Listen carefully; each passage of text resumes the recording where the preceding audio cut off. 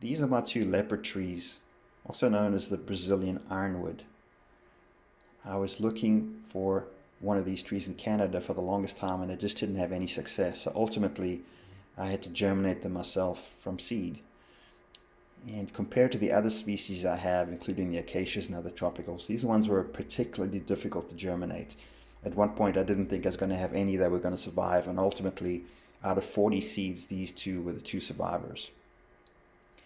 What I like about these ones is that they perform well, of course, under natural light, but also do well under artificial light.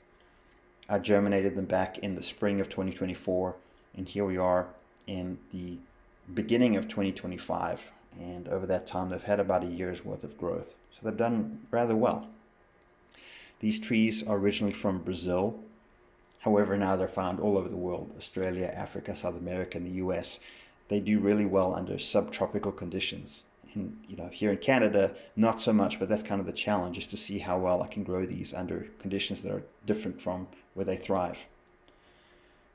A lot of things I like about these plants. A couple things are the leaf structure, bipinnately compounded leaves, and when they grow up, they're very green and verdant, and they're quite beautiful. The other thing that I like is, it's called a leopard tree because it has this incredible bark. And you can't see it now, it's still going to be a while, but in 3 to 5 years, they develop this mottled bark of green and brown and cream, and that's where it gets its name from. And what else I like is that in other species, including acacias, which is a different thing altogether, but you see this branching and ramification naturally on both of these specimens. And in some of the other tropicals I have, they grow this really long stem and they'd only branch up top, and you've got to cut them back to create that ramification, but they have this really natural and beautiful structure to them. Now these two, the plans for the future, I think in the spring I'm going to repot them. Just a gentle repot, nothing crazy. I don't want to interfere with their root structure while they're still young. But one of them I'm going to grow into a full-size tree, and the other one I'm going to see if I can create it into a bonsai specimen.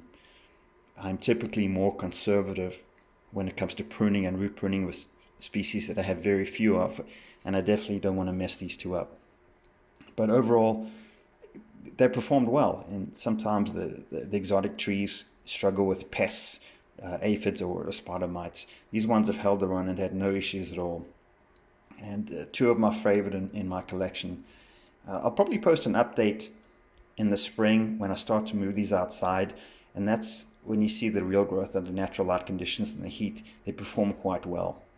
But really pleased with the way these two came out, and I'll post an update in a few months.